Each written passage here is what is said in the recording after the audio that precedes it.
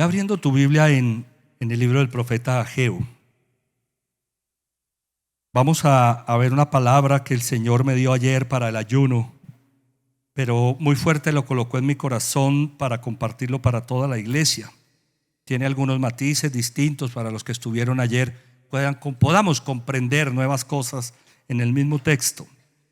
Pero es importante cuando el Espíritu Santo coloca algo en el corazón, no irse por otro lado. Eso no es fácil, pero es necesario estar atentos a la voz del Señor. Ageo capítulo 1, vamos a orar, por favor. Vamos a orar. Cierra tus ojos acá en el templo, en casa, pídele a Dios que te hable al corazón. Padre, gracias, yo quiero alabarte y quiero bendecirte en esta mañana por tu hermosa palabra, porque tu palabra es verdad y tu verdad es liberadora. Libera hoy, Señor, nuestra alma, por favor, yo te lo pido, de toda atadura, de todo prejuicio, de toda duda, Señor, y de temores. Libera hoy, Señor, nuestra alma de todo lo que esté impidiendo que yo pueda obedecer tu palabra en Cristo Jesús. Yo bendigo esta palabra, este mensaje es tu palabra y el corazón de mis preciosos hermanos que hoy la recibe en el nombre de Jesucristo. Dame la oportunidad de ser ese instrumento que en tus manos puede llegar a ser un instrumento adecuado. En el nombre de Jesús, yo te alabo, Señor, y te bendigo y te doy gracias. Amén, amén y amén. Ageo, uno de los profetas menores, no por el contenido de sus palabras, sino por la extensión del texto. Por eso se llaman profetas menores. El contenido es mayor, mayúsculo, amén. Ageo capítulo 1, versículo 1. El día primero del mes sexto del segundo año del rey Darío, vino palabra del Señor por medio del profeta Ageo a Zorobabel, hijo de Salatiel, gobernador de Judá, y al sumo sacerdote, hijo de Josadac. El Señor solía hablar a través de los profetas. El pueblo iba andando, caminando de acuerdo a lo que Dios había enseñado, pero muchas veces se desviaban. Entonces Dios enviaba a un profeta, porque es la palabra de Dios la que confronta, la que corrige el camino. Amén. Es la palabra. Dice, vino palabra del Señor. Diga, palabra del Señor.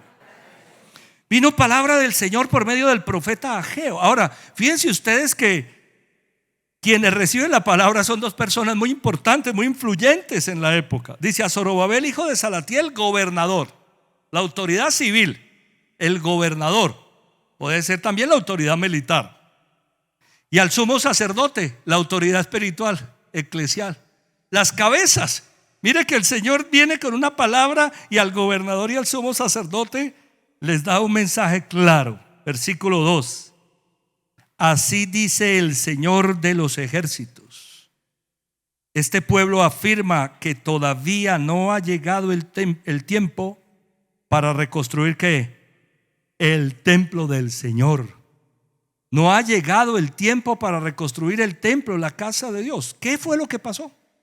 ¿Por qué está hablando la Biblia de este mensaje? El templo del que hemos venido hablando, el templo de Salomón, que fue construido en Jerusalén 700 años aproximadamente antes de la venida del Señor Jesucristo, fue destruido en una invasión del rey Nabucodonosor de Babilonia. El templo quedó destruido. La gente fue desterrada, muchos huyeron, otros fueron exiliados, y comienza a llegar nuevamente, como promesa del Señor que había dado en Jeremías 29:11, porque yo sé muy bien los planes que tengo para ustedes, le había dicho al pueblo, planes de bienestar y no de calamidad. Comienza ese retorno, ese regreso a Jerusalén. Y la gente llega y comienza a construir su casa. Comenzaron a construir sus viviendas y dejaron aplazada la obra de reconstrucción del templo.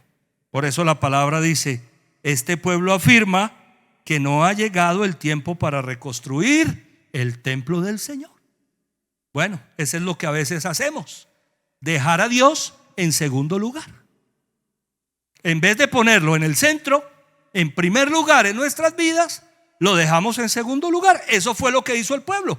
En vez de llegar y reconstruir el templo, porque era reconstruir la adoración, la fe, volver a los sacrificios que Dios había pedido, poner a Dios en el centro, dijeron: todavía no es tiempo. Venga, dediquémonos a nosotros mismos, construyamos nuestras casas, que cuando todo esté organizado, entonces construimos la adoración al Señor. Oiga, qué tan parecido a lo que muchas veces nos sucede a nosotros. Versículos 3 y 4. También vino esta palabra del Señor por medio del profeta Ageo: ¿acaso es tiempo para vivir en casas lujosas mientras esta casa está en ruinas?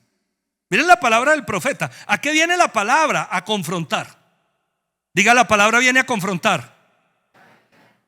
La palabra de Dios viene a confrontar el corazón del ser humano. La Biblia dice que la palabra de Dios es viva y eficaz y más cortante que una espada de dos filos, que penetra hasta lo más profundo del corazón y hasta los tuétanos, dice la palabra por allá en Hebreos. Que este todavía no es tiempo para reconstruir, dicen. Y les pregunta: ¿acaso es el tiempo para vivir en casas lujosas mientras mi casa está en ruinas? ¿Sabes de qué nos habla este texto? De que esta gente se acomodó. Se acomodaron, construyeron sus casas. Dice que eran lujosas. Seguramente los que tenían forma, los que tenían recursos, levantaron sus casas bien buenas y se acomodaron. A veces nos acomodamos, ¿sabes? Y estaba pensando en algo. Hay circunstancias que a veces lo ayudan a uno a acomodarse cuando las cosas van más o menos bien. ¿Sí? Cuando las cosas en la vida van más o menos bien, uno tiende a acomodarse. Pero ¿sabe qué es lo peor del corazón del ser humano? Que nosotros nos acomodamos aunque las cosas están mal. Aunque hay cosas que sabemos que están mal, también nos acomodamos. Como que decimos, como dicen por ahí: deje así. Eso ya no se va a resolver, eso no se va a solucionar. Entonces nos vamos acomodando. Estas personas parece ser que se habían acomodado en sus casas. Versículo 5.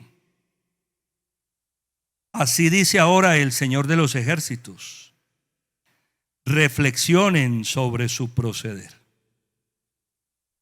¿Por qué está hablando de esto? ¿Por qué dice reflexionen sobre su proceder? ¿Qué es lo que Dios quiere siempre en la vida? Que nosotros miremos hacia adentro. Amén. Que miremos hacia adentro. Reflexionar significa pensar profundamente, analizar la situación. Analicen las circunstancias, es lo que Dios está diciendo. Analicen la situación. Reflexionen sobre su proceder. Ustedes están acomodados, le está diciendo el Señor, construyeron sus casas, ¿me van a dejar a mí o me dejaron en segundo plano? Reflexionen. Versículo 6. Ustedes siembran mucho, pero cosechan poco. Comen, pero no quedan satisfechos. Beben, pero no llegan a saciarse. Se visten, pero no logran calentarse. Y al jornalero se le va su salario como por saco roto. Me impactaban estos textos. El problema no era de falta de comida o de recursos, ¿cierto? Ustedes siembran mucho pero cosechan poco. El problema no era de falta de comida, no era de falta de bebida, porque tenían todo. No era falta de vestido. El problema era que ni las cosechas les servían, ni la comida los dejaba satisfechos, ni las bebidas llegaban a saciarlos, ni el vestido lograba calentarlos. ¿De qué está hablando? De una insatisfacción. De que podían tener todo, estar en casas lujosas, pero nada era provechoso. A veces creemos que estamos bien, que estamos acomodados, pero las cosas no generan gusto, no generan alegría. Dice: al jornalero se le va su salario como por saco roto. Oiga, habla de economía. A veces ni tener un buen trabajo alcanza. Amén. A veces ni tener la cena llena es suficiente. Porque cuando no se tiene a Dios, todo es insuficiente. Amén, iglesia. Así se tengan cosas. Eso es lo que está sucediendo acá. Estas personas estaban acomodadas, tenían al parecer buenos recursos, se olvidaron de Dios, pero no se satisfacían con las cosas que tenían. versículo 7. Así dice el Señor de los ejércitos: reflexionen sobre su proceder. Vuelve la recomendación. Piensen bien lo que están haciendo, reflexionen. Vayan ustedes al monte, traigan madera y reconstruyan mi casa. Yo veré su reconstrucción con gusto y manifestaré ¿qué? Mi gloria, dice el Señor. ¿Sabes por qué no era satisfacción ni la comida, ni el vestido, ni la bebida que ellos tenían, ni la ropa, ni su trabajo, ni las empresas, ni los negocios? ¿Por qué nada era satisfactorio? Porque no tenía la gloria de Dios con eso. Dios está diciendo: hagan lo que tienen que hacer y verán que yo manifiesto mi gloria sobre ustedes. La gloria es el poder de Dios, es la presencia de Dios. Es que muchas veces cuando nosotros tenemos al Señor, o todas las veces, digamos, así sea con poco, uno está contento y está tranquilo. Amén. Así sea con poco. Cuando Dios está, las cosas alcanzan, son suficientes, se disfrutan. Cuando Dios no está, se van como por entre los dedos. Dice: reflexionen, vayan ustedes al monte, traigan madera y reconstruyan mi casa. Lo que este pasaje nos muestra es una obra de reconstrucción. Había que reconstruir el templo físico. Eso había que hacerlo, es evidente. Y había que ir por recursos para reconstruirlo, traer madera. Pero la reconstrucción nuestra es la reconstrucción de nuestro ser interior. Amén. Es la reconstrucción de nuestro corazón. Y partiendo de allí, la reconstrucción de todo lo que eso tiene que ver: nuestro hogar, nuestro matrimonio, nuestra vida económica y financiera, reconstruir todo, relaciones. La reconstrucción es una obra que Dios espera que nosotros pongamos a caminar, ¿no? Y entonces me gusta hablar de lo que siempre me gusta hablar: la parte de Dios y la parte nuestra. Fíjense, Dios a estas personas les hace un llamado de atención, les jala las orejas y no dice: no se preocupen, quédense como están, que yo voy a reconstruir el templo. No, dice: reconstruyan ustedes el templo. No tienes que enseñarle a Dios a hacer su parte, Él sabe hacerla. Los que tenemos que aprender a hacer la nuestra somos nosotros. Amén, iglesia. La parte de Dios y la parte nuestra. ¿Cuál era la parte del pueblo? Vayan al monte, traigan la madera, reconstruyan mi casa. ¿Cuál es la parte de Dios? Yo veré su reconstrucción con gusto y manifestaré ¿qué? Mi gloria. Cuando yo hago lo que tengo que hacer, Dios hace lo que Él sabe hacer. Amén. Cuando yo me dedico, veo que hay áreas de mi vida que no están bien y digo: Señor, voy a ponerme a trabajar en esto. El Señor se empieza a mover y uno empieza a ver que las cosas son más fáciles, porque con Dios todo es más fácil. Los montes en la Biblia son los lugares de relación más íntima con Dios. En un monte Dios dio las tablas de la ley, en el monte de Sinaí a Moisés. En el monte de Horeb eran lugares de adoración. En un monte Abraham fue a llevar a sacrificar a su hijo. Y el Señor Jesucristo en el monte de los Olivos tuvo un encuentro vivo con Dios en su angustia. ¿Qué significan los montes en la Biblia? El lugar de intimidad con Dios. Dios está diciendo: búsquenme para esa reconstrucción. No lo hagan solos, háganlo conmigo, búsquenme. Cuando yo voy al monte del Señor es a encontrarme con Dios. Y entonces allá están los recursos: traigan la madera, reconstruyan mi casa. La Biblia dice que nuestro corazón es templo de Dios. Amén. Lo primero que tengo que reconstruir es mi corazón. ¿Cómo está mi corazón? Pregúntate esta mañana: ¿cómo está mi vida, mi ser interior? Ese ser interior necesita una reconstrucción. Y cuando nosotros empezamos a meternos con Dios, empezamos a ver la mano de Dios. Yo veré su reconstrucción con gusto, le dijo al pueblo, y manifestaré mi gloria. ¿Saben qué significa eso? El apoyo de Dios en lo que nosotros hacemos. La vida no es fácil y cuando nosotros queremos vivirla a nuestra manera no vemos fruto. Pero cuando lo hacemos con Dios, Él empieza a manifestar su respaldo. La gloria es el respaldo de Dios. Y entonces yo empiezo a ver que todo empieza a cambiar. Aquello en lo que yo venía enredado, el matrimonio no me funciona y yo empiezo a reconstruir mi vida interior y el matrimonio empieza a funcionar. Amén. Y las cosas empiezan a cambiar. Y las relaciones con mis hijos cambian y las relaciones con mi entorno cambian.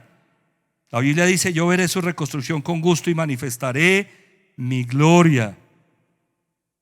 Manifiesta tu gloria sobre nosotros, Señor.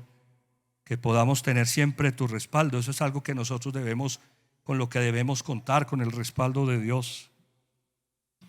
Versículo 9: ustedes esperan mucho, pero cosechan poco. Lo que almacenan en su casa, yo lo disipo de un soplo. ¿Por qué? Porque mi casa está en ruinas, mientras ustedes solo se ocupan de la suya, afirma el Señor de los ejércitos. Qué palabra tremenda esta, ¿no? Esperamos mucho todos, siempre esperamos mucho. Mire cómo es el corazón del ser humano. Se lo dice en el contexto literal al Israel de la época. Ustedes esperan mucho, pero cosechan poco. Para recibir las cosas de Dios hay que cosecharlas, hay que sembrar en lo espiritual. Hay que sembrar en lo espiritual, en la oración, en la sensibilidad espiritual. Hay que reconocer la condición del corazón. Y a mí me impresiona esto: lo que almacenan en su casa. Mire todo el esfuerzo que uno puede hacer en la vida para hacer las cosas. Uy, Señor, es que tanto trabajo. Nunca dijiste: uy, tanto trabajo. Uy, es que cómo me ha tocado de duro para llegar hasta acá. Dice el Señor: yo lo disipo de un soplo. Todo ese esfuerzo vano, Dios lo disipa de un soplo. ¿Por qué? Porque dejaron a Dios. Dice la palabra: me dejaron en segundo lugar, porque mi casa está en ruinas, mientras ustedes solo se ocupan de la suya. ¿Sabe de qué me habla el Señor ahí? Del egocentrismo, del egoísmo, de la envidia. Yo. Es que nadie me entiende. Yo, ¿qué hay para mí? En vez de estar pensando: Señor, ¿qué quieres que haga en mi vida? Hablando de los casados, que vamos a estar trabajando todo este año en este curso prematrimonial, qué bendición que pudieran la mayoría de parejas matrimoniales con unión libre unirse a ese proceso. Porque una de las cosas que vamos a ver es esa: que nosotros, cuando queremos tener una buena relación matrimonial, no tenemos que mirar para adentro, sino para afuera. Pero en la vida todo funciona así. Pero aquí está hablando de egocentrismo. Ustedes solo se ocupan de lo suyo y no de las cosas de Dios. Versículo 10: por eso, por culpa de ustedes, le dice el Señor a este pueblo, los cielos retuvieron el rocío y la tierra se negó a dar sus frutos. Yo hice venir una sequía sobre los campos y las montañas, sobre el grano y el vino nuevo, sobre el aceite de oliva y el fruto de la tierra, sobre los animales, las personas y sobre toda la obra de sus manos. No hay peor cosa, iglesia, que tener a Dios en contra. Amén. No hay peor cosa que tener a Dios en contra. Y no hay mejor cosa que tenerlo a favor. Amén. Fíjense que aquí está hablando de que Dios estaba en contra de ellos. Ellos pensaban que todo iba muy bien. Uy, estamos cómodos en estas casas. Y Dios dice: lo que ustedes hacen, yo lo disipo de un soplo. Por culpa de ustedes los cielos retuvieron el rocío. Imagínense la bendición del rocío para la tierra, y un rocío retenido por culpa de la actitud de las personas. Eso es lo que nos pasa a nosotros. Déjenme decírselo con más claridad: la mayor parte de las veces estamos viviendo la consecuencia de los propios actos nuestros. Amén. La mayor parte de las veces lo que vivimos es una consecuencia. Pero nosotros somos buenísimos para reclamarle a Dios: Señor, pero mira cómo me ha tocado de duro. Sequía, escasez, dificultades sobre la tierra, sobre los animales, sobre las personas, trabajo infructuoso sobre la obra de sus manos. Lo mejor es tener a Dios a nuestro lado. Amén. Tenerlo a nuestro favor. Versículo 12: Zorobabel, hijo de Salatiel, el sumo sacerdote Josué, hijo de Josadac, Y todo el resto del pueblo, ¿qué hicieron? Obedecieron al Señor su Dios. Qué bonito. Ante la confrontación que la palabra de Dios hace a través del profeta, el pueblo obedece al Señor. Qué lindo cuando somos sensibles y nos ponemos manos a la obra a obedecer a Dios. Amén. La llave de las bendiciones se llama la obediencia. Vamos a verla en la llave del poder a partir del próximo sábado 8:45. La obediencia. Usted me ha escuchado decir esto, se lo quiero repetir hoy. ¿Cómo se deletrea bendición? Ustedes saben. ¿Cómo se deletrea bendición? Obedece. Obedece. Cuando nosotros obedecemos a Dios, vienen las bendiciones de Dios. Porque cuando nosotros lo desobedecemos, lo tenemos en contra. No nos podemos engañar. Amén, iglesia. No nos podemos engañar pensando que las cosas a nuestra manera, sin tenerlo a Él en el centro, van a funcionar. Eso es una necedad, pero ese es el corazón del ser humano. Pero cuando nos ponemos pilas, el Señor nos jala las orejas y decimos: listo, Señor, ya entendí, yo te voy a obedecer. Acataron las palabras del profeta Ageo, a quien el Señor su Dios había enviado. Y el pueblo sintió temor en la presencia del Señor. Uno de los problemas que estamos viviendo, el mundo en general, digamos, pero también la iglesia, es la falta de temor de Dios. ¿Saben? El temor de Dios es respeto a Dios, reverencia, respeto al Señor.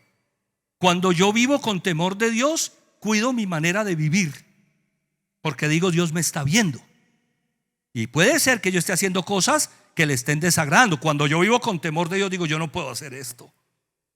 Yo tengo que hacer lo correcto, porque tengo temor de Dios. La Biblia dice: el pueblo sintió temor de la presencia de Dios. Señor, tú estás aquí. Aunque no pueda ver, tú estás obrando, cantábamos. El temor de Dios se ha perdido y por eso este mundo está como está. Pero no se preocupen, que el mundo empeora, pero nosotros no. Amén. Nosotros tenemos temor de Dios, y cuando hay temor de Dios, entonces hay obediencia y nos ponemos a andar. Versículo 13: entonces Ageo, su mensajero, comunicó al pueblo el mensaje del Señor. Miren el mensaje del Señor: yo estoy con ustedes, yo el Señor lo afirmo. Cuando nosotros nos ponemos manos a la obra, en la obra de reconstrucción que tenemos que hacer, ¿qué hace el Señor? Nos respalda. Eso es lo que yo he visto en mi propia vida, en mi vida personal. Hace 27 años llegamos al Señor con crisis personal, familiar, matrimonial, económica, de todo tipo, por mi manera de vivir, sobre todo por eso. Pero cuando tuve temor de Dios y comprendí que Dios estaba ahí, que era una realidad. Yo había escuchado hablar de Dios toda mi vida. De hecho, creía que tenía una relación a mi manera, porque así somos todos, ¿no? La relación con Dios es personal y es a mi manera. Ese es un engaño. La relación con Dios es a la manera de Dios, no a la nuestra.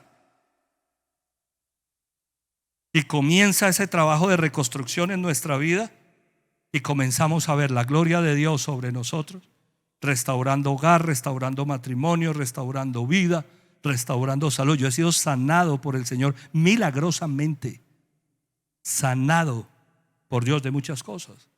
Y nuestro hogar, nuestro matrimonio, eso es lo que sucede cuando nosotros, cuando caminamos en obediencia, cuando tenemos temor de Dios y comenzamos la obra de reconstrucción. Dice el Señor: yo estoy con ustedes.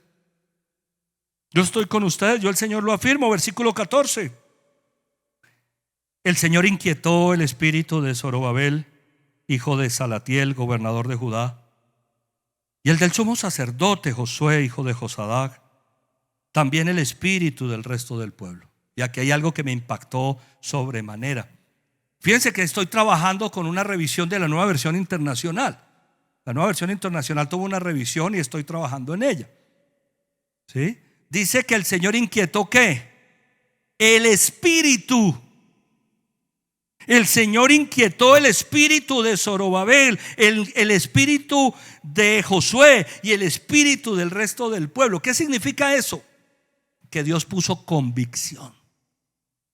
Otras versiones dice Dios despertó el espíritu, porque a veces el espíritu está dormido, porque a veces espiritualmente estamos engañados. Nosotros no podemos hacer las cosas por cumplir, tenemos que hacer las cosas por convicción. Amén. La Biblia dice que todo lo que no se hace por convicción es pecado. ¿Estás convencido de Dios? ¿Estás convencido de la palabra de Dios? ¿Estás convencido de Jesucristo como el Señor? Porque esa es la convicción que va a traer cambios a tu vida. Amén. Si estás convencido, la Biblia dice que el Señor inquietó el espíritu, es decir, les dijo: pilas. Recordemos cómo es la composición del ser humano: espíritu, alma y cuerpo. Espíritu, alma y cuerpo. En el espíritu la relación con Dios, en el espíritu la intimidad con el Señor, en el alma la mente, las emociones y la voluntad. Y el cuerpo, a veces el cuerpo no quiere pararse de la cama, y a veces el alma nos pone a vivir muy sentimentalmente. Ay, ¿será que sí lo hago? ¿Será que no lo hago? Pero cuando el espíritu es inquietado, cuando el espíritu es despertado, uno dice: yo lo voy a hacer. Dile esta mañana al Señor conmigo: Señor, inquieta mi espíritu. Díselo una vez más: Señor, inquieta mi espíritu, despierta mi espíritu, que yo pueda, Señor, entender y ponerme manos a la obra. A veces estamos dormidos. La Biblia dice que sin el Señor el espíritu está muerto. Necesitamos ser avivados, despertados, hacer las cosas por convicción, no por obligación. Venir a la iglesia es algo maravilloso, ¿les parece? Es muy lindo. Y cuando uno viene por convicción, sí que es bonito. Cuando uno recibe la palabra del Señor, no por obligación. No tenemos que estar aquí, como digo yo. No tenemos la obligación de estar acá. Pero qué bueno si queremos venir al templo, recibir la palabra, ser inquietos en todo espiritualmente para poner manos a la obra. Así que vinieron y empezaron a trabajar en la casa de su Dios, el Señor de los ejércitos. Era el día 24 del mes sexto del segundo año del rey Darío. Esta gente acató la instrucción y Dios empezó a respaldarlos, inquietó su espíritu. Y vamos a ver qué pasa en el capítulo 2. Ageo capítulo 2 versículos 1 al 3.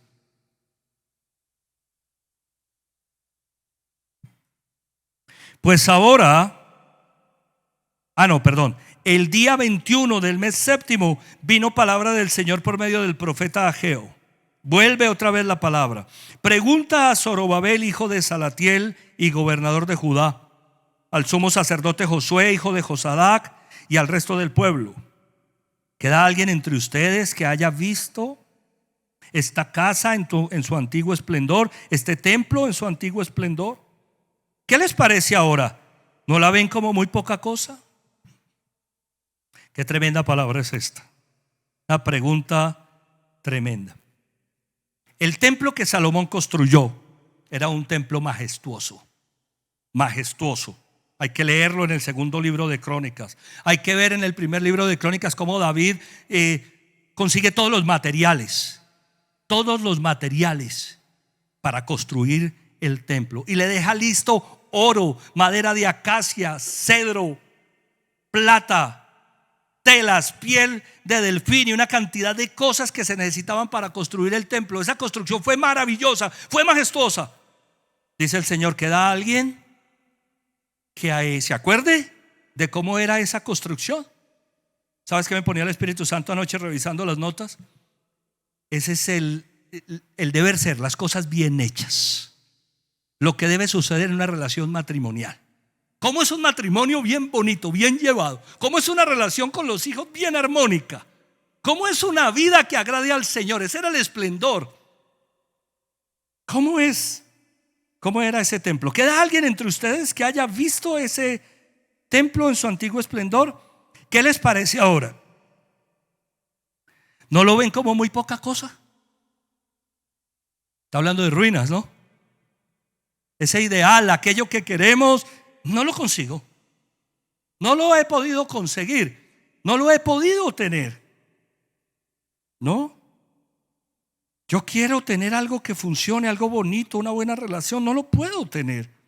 Algo pasa. Versículo 4. Pues ahora, ánimo, Zorobabel, afirma el Señor.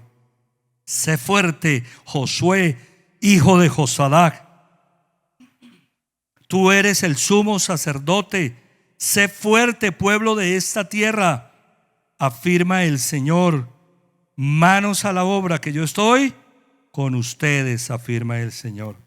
Me gustó mucho cuando encontré esta palabra en función del mensaje que el Señor nos diera el domingo pasado a través del pastor Ricardo. ¿Cómo se llamaba el mensaje?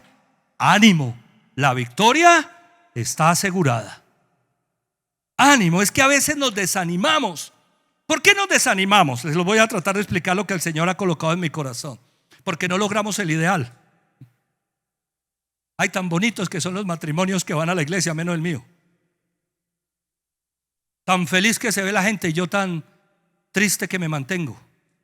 Como no logramos el ideal, como las cosas no funcionan, nos desanimamos. Y lo que el Señor está diciendo aquí es: anímense, ánimo, Zorobabel, afirma el Señor. Pero no solamente pide ánimo, sino fortaleza. Sé fuerte para alcanzar lo que Dios tiene para nosotros. Necesitamos el entusiasmo, el ánimo que da un espíritu que ha sido inquietado. Amén. Porque uno trata de reconstruir y a veces la reconstrucción no es fácil. Entonces uno dice: pero vea, ya hay personas que dicen: pastor, pero llevo 8 días viniendo a la iglesia y no veo cambios. Pero llevo, pastor, y yo no veo cambios. Cuando Dios inquieta al espíritu, los cambios se empiezan a ver inmediatamente. Amén. Porque uno ve con otros ojos, uno ve con otra perspectiva, ve con la perspectiva espiritual. Siempre estamos viendo las cosas con el alma y con el cuerpo. Lo que sentimos, ay, es que no me parece. Pero cuando uno ve con el espíritu, uno ve mucho más allá, porque ve con los ojos de Dios. Por eso se necesita aliento, ánimo y fortaleza. Se necesita fortaleza para reconstruir un hogar que está destruido. Se necesita fortaleza para levantar una empresa, una economía, unas finanzas, una nación.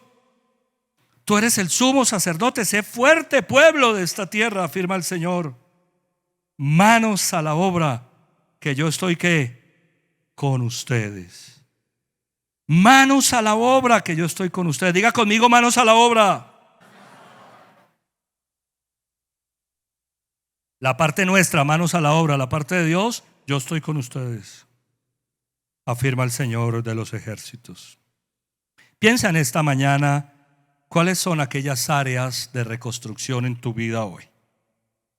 ¿Cuál es la tarea? ¿Cuál es aquello donde quizá hemos colocado a Dios en segundo lugar porque lo hemos hecho a nuestra manera?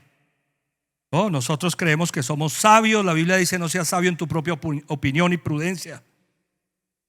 ¿En qué área, como consecuencia de haber hecho las cosas a nuestra manera, las cosas no están funcionando? Estamos hablando de ser inquietos en el espíritu, de ser despertados, inquietados, no inquietos sino inquietados, para decir: listo, Señor, yo vengo mal, me vengo equivocando en esto. Yo voy a cambiar esto.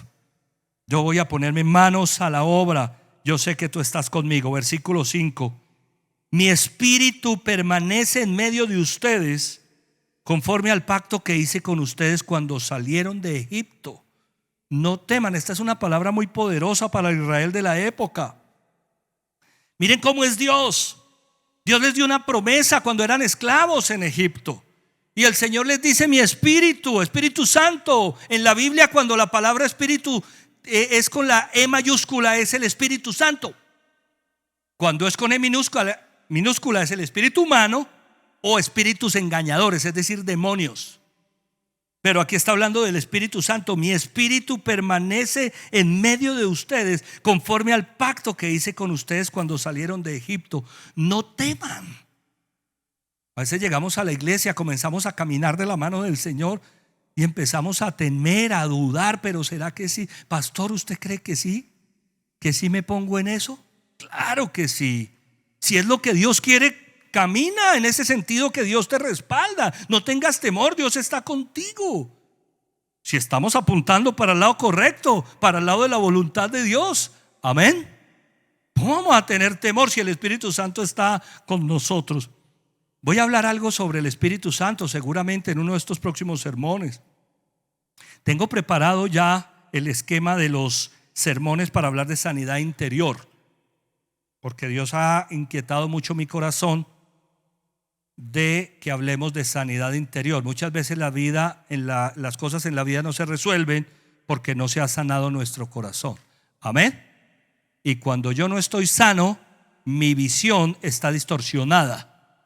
Cuando tengo una herida en mi corazón ocasionada por una relación, por algo que me hicieron, porque es que ese jefe me maltrató. Que el jefe te maltratara fue algo muy negativo, pero que se resuelva eso en nuestro corazón es algo que debe suceder. Amén.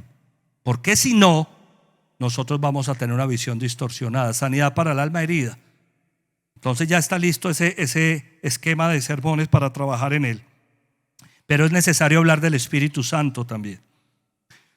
Ageo 2, versículos 6, 8. Así dice el Señor de los ejércitos: dentro de muy poco haré que se estremezcan los cielos y la tierra, el mar y la tierra firme. Haré temblar a todas las naciones, y lo deseado por todas ellas llegarán aquí.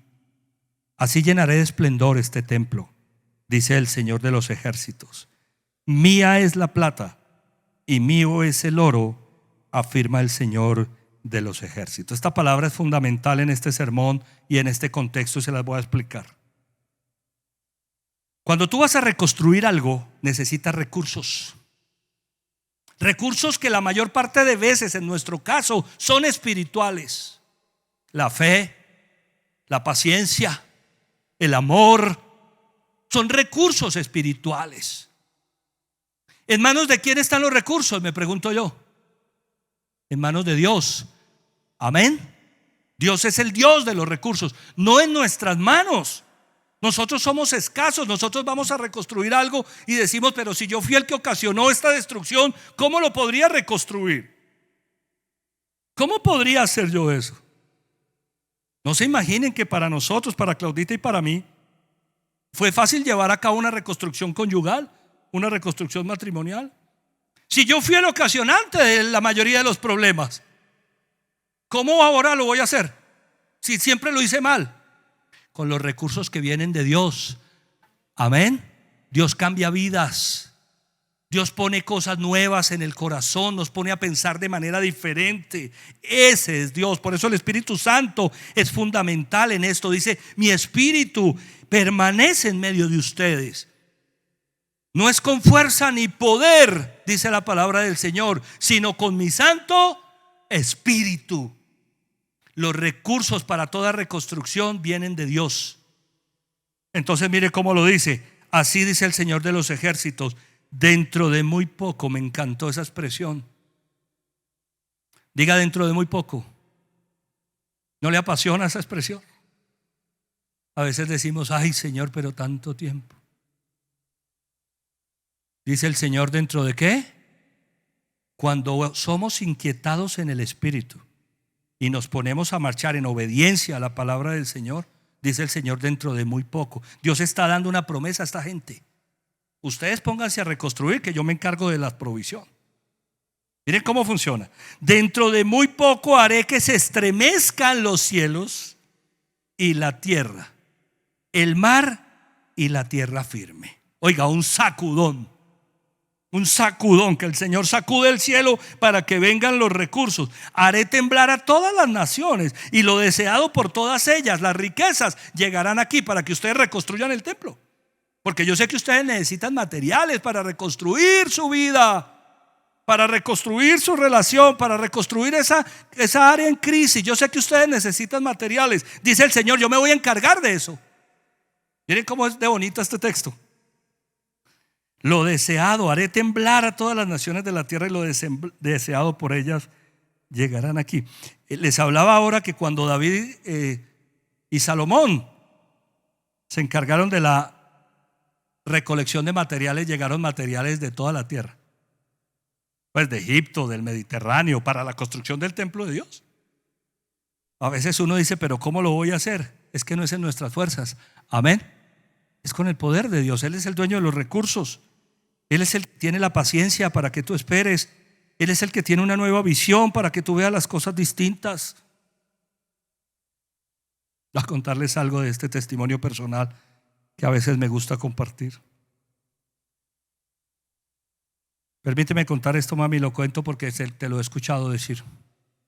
En la primer consejería, atentos, en la primer consejería en la iglesia que Claudita tiene con una consejera, la consejera le dice, tú tienes que perdonar a Hernán. ¿Ustedes saben qué hizo Claudita? Se paró y se fue.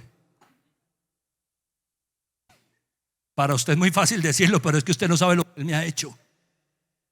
Y salió y se fue. ¿Fue así o no fue así, mami? No, es que no me acuerdo. No me acuerdo.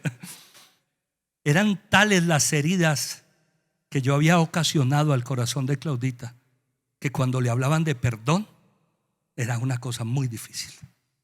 Pero ¿cómo voy a perdonar?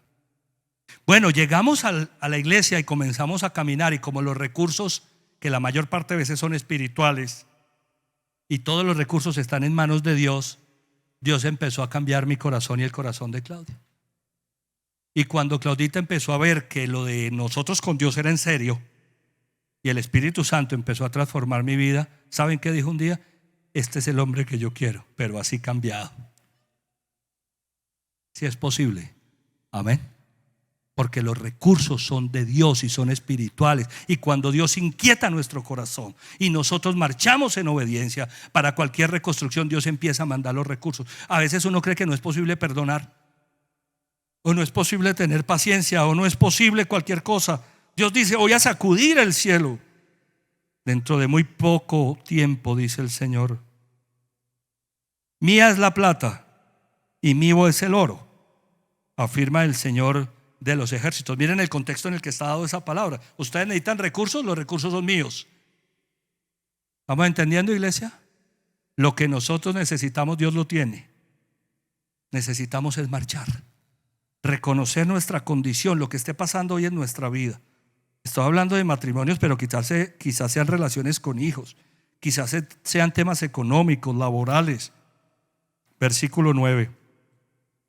El esplendor de esta segunda casa será mayor que el de la primera, dice el Señor de los ejércitos. Y en este lugar concederé la paz, afirma el Señor de los ejércitos. Atentos a la conclusión. Nosotros tenemos un ideal de cómo podrían ser las cosas. A veces en nuestra cabeza es limitada. Con que no hayan gritos en la casa, con eso me tranquilizaría yo, puede decir alguien acá. No, es que Dios no tiene solamente que no haya gritos, Dios tiene un matrimonio extraordinario para ti. Dice, el esplendor de la segunda casa será mayor que el de la primera. El templo de Salomón era increíble. Se los dije, era una construcción maravillosa. Era despampanante. Pues el segundo templo, de acuerdo a lo que dice el Señor, es mucho mejor que el primero. Aquello que tú tienes como un ideal y que no lograste conseguir, y que las cosas no han funcionado, que quizá te tengan tan decepcionado porque no llegaste a ese estándar. Dios tiene algo mejor todavía, algo más grande. Dice, el esplendor de esta segunda casa será mejor que el de la primera.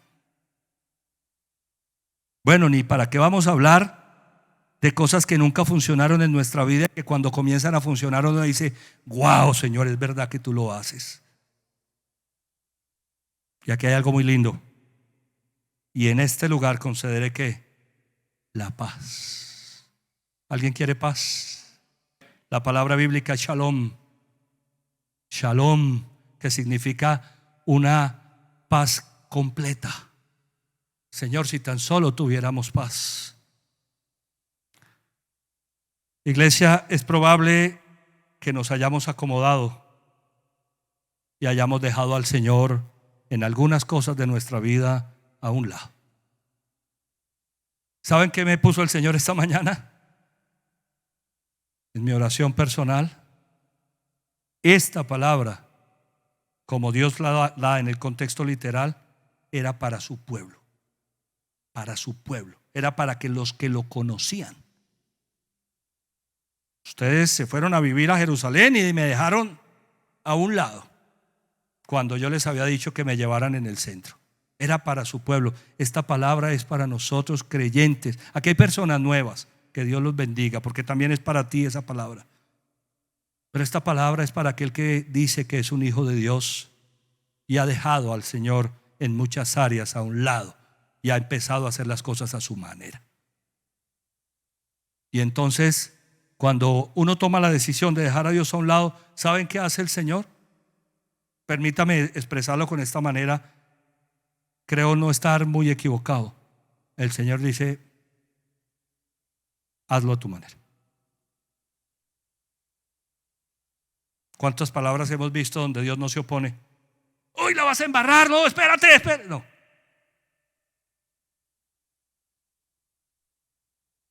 Ahí está el Señor. Amén.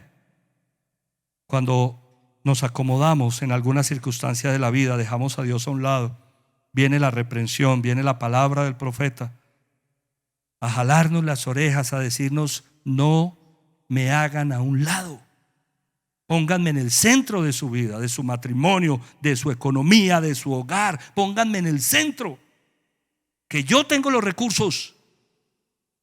Esa paz que tú necesitas, esa paciencia, ese gozo, yo lo tengo. Colócame en el centro. Que Dios inquiete hoy nuestro espíritu, iglesia. Inquiete nuestro espíritu para que nosotros nos pongamos manos a la obra. En cualquier área, manos a la obra. Que hay matrimonios que están viviendo dificultades. Y te voy a decir por qué estamos viviendo dificultades. Porque lo estamos haciendo a nuestra manera, no a la manera de Dios. Cuando crecíamos, empezamos a crecer nosotros en la vida espiritual, recibimos consejería de unos pastores muy queridos. Bueno, el pastor Darío fue nuestro primer consejero. El pastor Silvano Espíndola. Y el pastor Silvano tiene un dicho, o contaba que en una consejería un hombre llega y le dice: pastor, se me acabó el amor por mi esposa. Y el pastor Silvano le dijo: siquiera se te acabó esa porquería, porque eso no era amor ni era nada. Ahora Dios va a poner un verdadero amor en ti. Cuando los recursos vienen del cielo, es así. Amén, iglesia. Un amor nuevo, una nueva persona, un nuevo hogar, una nueva familia, un sacudón del cielo. Y dentro de muy poco tiempo, dice el Señor, me enviaré los recursos. Y el esplendor de esa segunda casa será mayor que el de la primera. Dios tiene planes maravillosos para nosotros. Le doy gracias a Dios por eso. Y en este lugar concederé la paz. Gracias. Vamos a cerrar nuestros ojos. Vamos a cerrar nuestros ojos. Preguntémosle al Señor, revisemos nuestro corazón, cuál es el área de reconstrucción. Estamos tomando un texto que en lo literal lo he explicado claramente, pero en lo virtual tiene que ver con nosotros. Nuestro corazón es templo del Espíritu Santo. ¿Cómo está mi corazón? ¿Cómo está hoy mi corazón? Pregúntate. ¿Cómo está mi corazón? ¿Será que está lleno de dudas, de temores, de rencores, de enojos, de pecado? ¿Cómo está hoy nuestro corazón? ¿Será que ese corazón es lo que tiene mi vida tan aburrida, frustrada, decepcionada? ¿Será que he dejado albergar en mi corazón cosas negativas por haber hecho a Dios a un lado en diferentes áreas? La palabra de Dios nos manda hoy a animarnos. Anímate, fortalecete. Pídele a Dios que inquiete tu espíritu. Señor, yo quiero convicción de ti, convicción para poner manos a la obra, porque no vengo bien, vengo haciendo las cosas a mi manera y entiendo que así todo es muy difícil.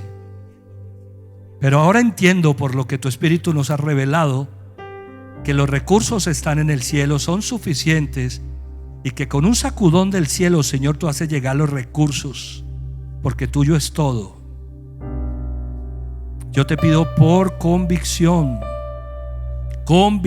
espiritual a mi corazón, por convicción para tu pueblo, Señor, por convicción que verdaderamente, Señor, digamos, estoy convencido de la palabra y voy a ponerme a trabajar, Señor, en lo que tú me pides, porque tengo convicción, en el nombre de Jesús. Inquieta nuestro espíritu, Señor, inquieta mi espíritu. Despiértalo, Señor, porque tal vez está dormido. Ayúdame, Señor, a tener fe y a creer que los recursos que a veces no veo, no encuentro, no sé cómo llegará esa paciencia que necesito para esperar. No sé cómo llegará ese amor renovado para quienes me han ofendido, o esa sanidad, o ese perdón. Pero sé, Señor, hoy entiendo que todo viene de ti, y que mi parte es buscarte y ser obediente, y la tuya enviar los recursos dentro de muy poco tiempo. Dame la capacidad, Señor, de comprender que el esplendor de la segunda casa será mayor que el de la primera, que ni siquiera es lo que he tenido, aunque sea bueno, sino que será algo mejor, algo más hermoso. Dame la capacidad de ver, Señor, los planes que tú tienes para mí. Pídele al Señor, ora de manera personal, acá en el templo y en casa. Dile: Señor, dame los ojos para ver esto. Dame los ojos para verlo, para ver el esplendor de esa segunda casa en mi economía, en mi trabajo, en mis relaciones, en mi salud. Porque tú eres el sanador, Señor. Dame los ojos para ver el esplendor de esa segunda casa en mis hijos. Oh, Señor, yo te pido que nos dejes ver, Señor, nos enamores de esa visión que tú tienes para nuestro hogar, nuestro matrimonio, nuestras finanzas, nuestra iglesia, nuestra nación. Porque tuyos son los recursos, mío es el oro y la plata, has dicho. Gracias, Señor. Y danos la paz del corazón. Yo te pido, Señor, hay personas inquietas. Señor, puedo percibir en mi espíritu que hay personas que hoy no tienen paz, y que en muchas cosas no tenemos paz. Yo te pido, Señor, que tú nos des ese shalom. Shalom, paz al corazón, paz a las vidas. Señor, quita toda preocupación, angustia, temor, inquietudes negativas del corazón, y trae paz hoy a nuestra vida. Trae paz a mi vida, Señor, mientras me enamoro de esa visión del esplendor de la segunda casa. Lo mejor está por venir. Lo mejor para mi vida, para mi matrimonio, está por venir. Cuánto gozo me da pensar así. Gracias, Señor. Lo mejor para mis hijos, para sus relaciones, lo mejor para mi economía, para mi salud está por venir. Porque hoy entiendo, Señor, que si te pongo en el centro, tu palabra dice: busquen primero el reino de Dios y su justicia, y todas estas cosas serán añadidas. Si te pongo en el centro, tú vas a sacudir el cielo y vas a enviar los recursos que necesito, Señor, para esa reconstrucción. Yo te alabo, yo te bendigo, yo te doy gloria y honra en el nombre de Jesucristo. Amén, amén y amén. Dale un fuerte, fuerte aplauso al Señor.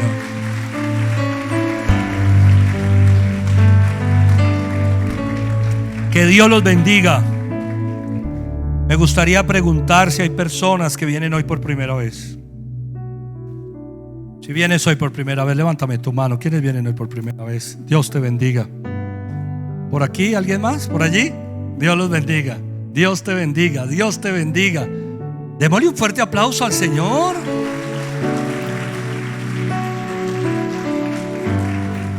A ustedes que vienen por primera vez, quiero hacerles una invitación muy bonita. Cuando yo llegué a la iglesia hace por primera vez, ya un poco más de 27 años, el pastor Darío Silva, esto fue en Casa Roca, Bogotá, pidió que las personas que vinieran por primera vez levantaran la mano y les hizo una invitación para hacer una oración. Y es lo que yo quiero hacer. Los que me levantaron la mano, vengan un momento porque quiero hacer una oración con ustedes. Ven aquí, por favor. Ven aquí, vamos a hacer una oración. Los recursos están en el cielo.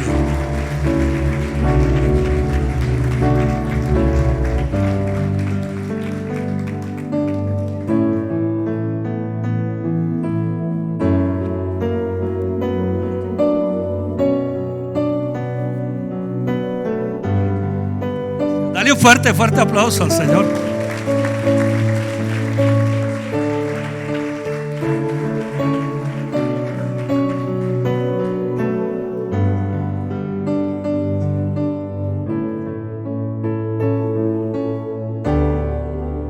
Qué lindo el Señor. Gracias a Dios. Los recursos están en el cielo. ¿Qué me iba a imaginar yo hace 27 años que iba a terminar predicando la palabra del Señor cuando llegué a la iglesia con mi vida desbaratada? ¿Están o no están los recursos en el cielo? Sí están. ¿Hay alguien más?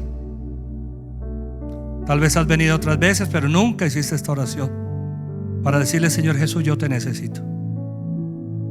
¿Hay alguien más ahí sentado? Si estás ahí sentado, sientes ese llamado, no te quedes ahí sentado o sentada. Da ese paso de fe. Da ese paso de fe. Tal vez en casa estás por primera vez. Voy a invitarles, por favor, que cerremos nuestros ojos para que nos concentremos un poco mejor.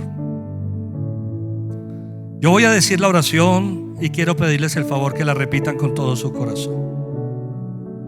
Por favor, digamos esto: Señor Jesucristo, yo te necesito. Abro la puerta de mi corazón y te pido que entres en él y que hagas de mí la persona que tú quieres que yo sea. Yo reconozco que he cometido muchos errores, fallas y pecados, que en muchas cosas te he dejado a un lado. Pero hoy acepto que tú fuiste a la cruz a morir por mis pecados y que resucitaste de los muertos para darme vida eterna. Señor Jesús, dame la vida que tienes para mí, el esplendor de la segunda casa. Amén y amén. Dale un fuerte aplauso.